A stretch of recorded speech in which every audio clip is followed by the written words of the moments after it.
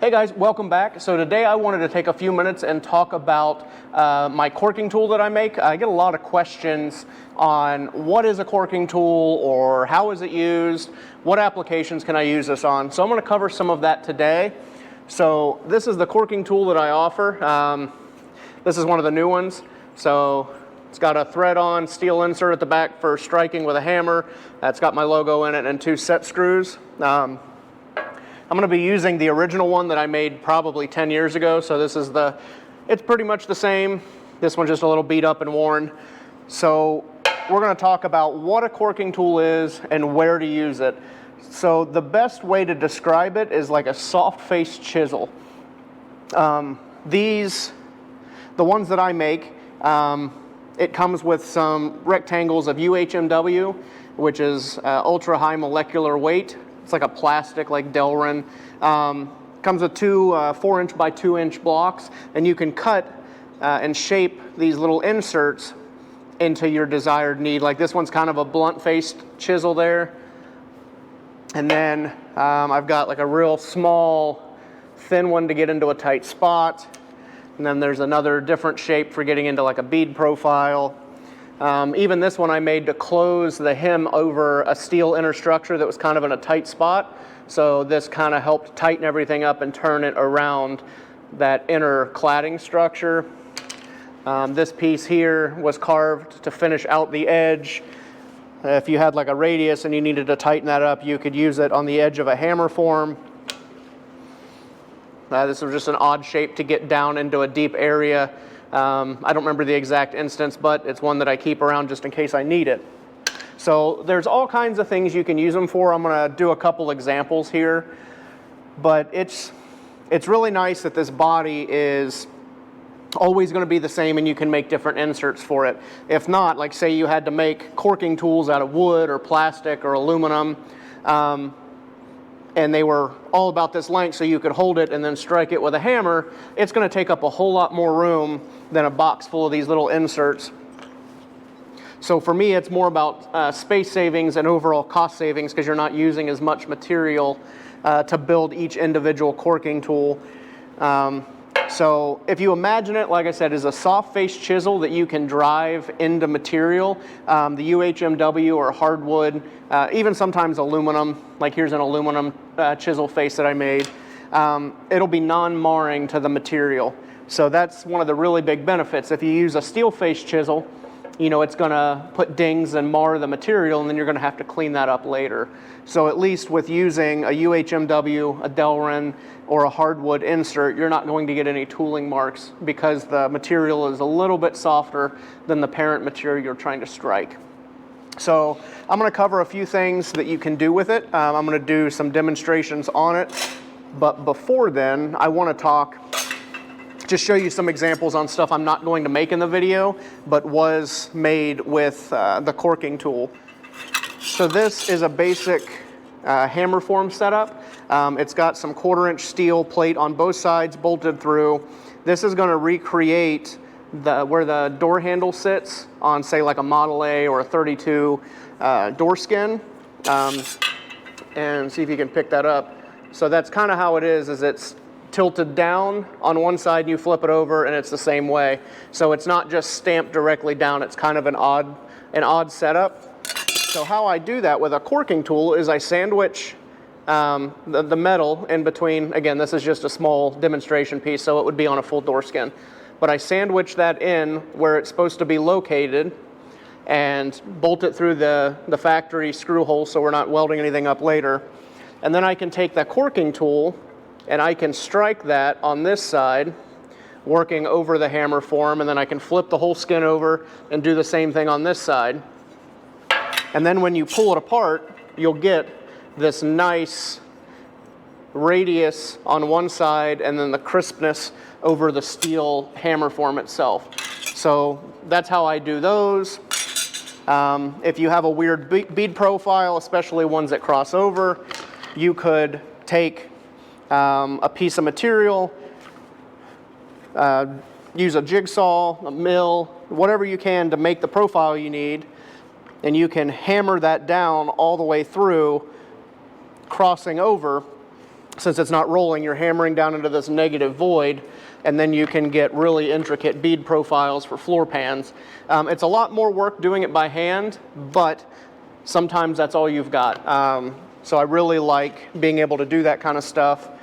And I'm going to talk in a little bit about using the same process to clean up beads that were done with a bead roller or a pull max. If you get a funny spot in it, how you can kind of go back, clean that up using a corking tool. But I'm going to set a few of these up, and then we can go in to actually using it and how to utilize the corking tool to make these little parts here. All right, so we're going to do this little diamond pattern here. I laser cut out of a diamond, 3 diamond shape. If I remember right on this one, it was for a 3031 Model A pickup truck running board. Of course, it'd be a longer piece to do the pattern, but for demonstration purposes, it'll work great. So I've just got it sit here on the table, and we're going to clamp it down.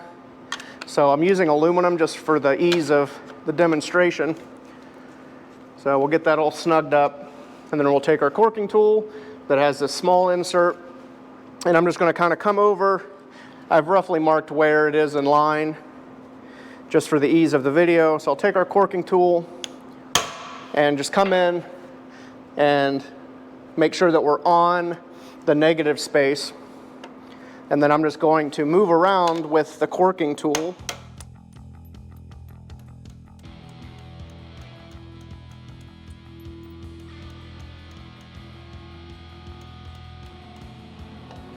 Driving into the negative space. I'm trying to focus here on the corners because those are the most important to get the shape to be nice and tight to look like a diamond.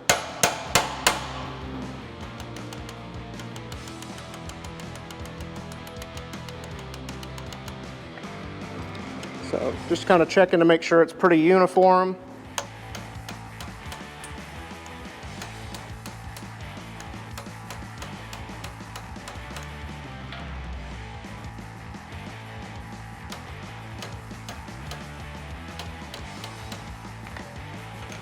So we'll take it out and we'll flip it over and see how it looks.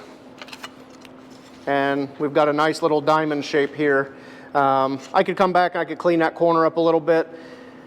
It's one of those things you have to check and kind of see how it's looking until you get, once you've done a handful of them, you'll know exactly the right pattern to take and the amount of force. So you could drive in all these diamonds across a running board or a roof insert or just some detail panels, and it doesn't have to be a diamond shape. It can be any negative void that you want. So I'm going to do something similar here with a pocket. So let me get that set up for this space, and we'll do the same thing and show you how that works. All right, so we've got this little pocket form here. So I'm going to clamp it to the table with the aluminum over top, and I've got a sharper and wider insert in there just because we're working in a larger area. So I'll get that clamped in.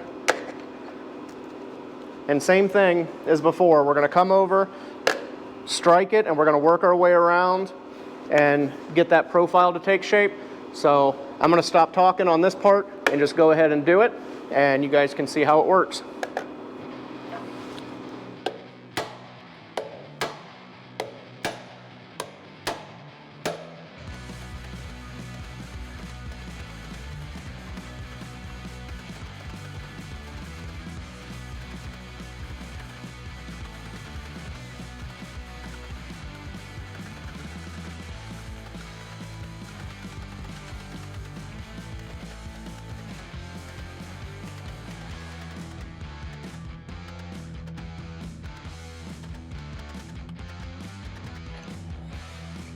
All right, so the corner's pulled up a little bit here, but I'm just gonna come back in with our body hammer and dress those down.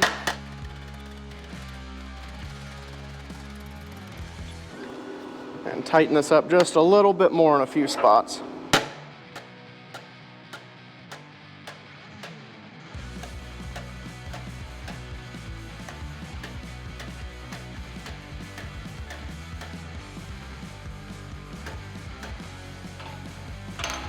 And we'll pull that off of there.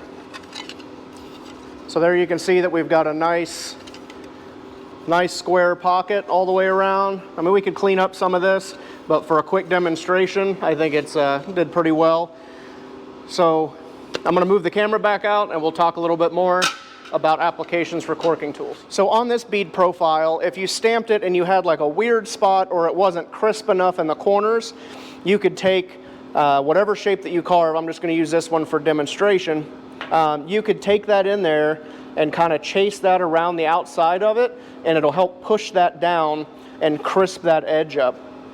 And same thing, you could do it on the inside of the bead profile. If the panel was upside down, you could come in and you could use that just to help push and manipulate the bead profile to clean any stuff up.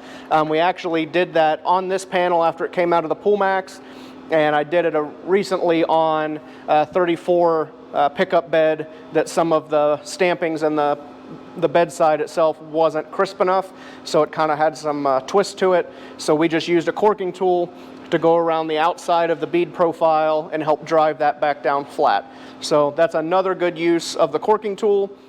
So hopefully this video was helpful to kind of show you what a corking tool is and some of its uses. There's way more potential than just what I showed you here today. These were just a few examples of what I use it for around the shop. I'm sure if you ask people that have bought them in the past, they've got other instances that they've got to use it in. So it's just a very versatile tool, and I think it's super handy, and I want to thank you guys for watching. Hopefully it was helpful. Hopefully it answered some of the questions you guys have had about it. And I'm going to put the link to my store to buy one if you're interested in one in the description below. So check that out if you're interested. And thanks for watching. And please rate, review, and subscribe. Leave me a comment, and we'll catch you on the next video.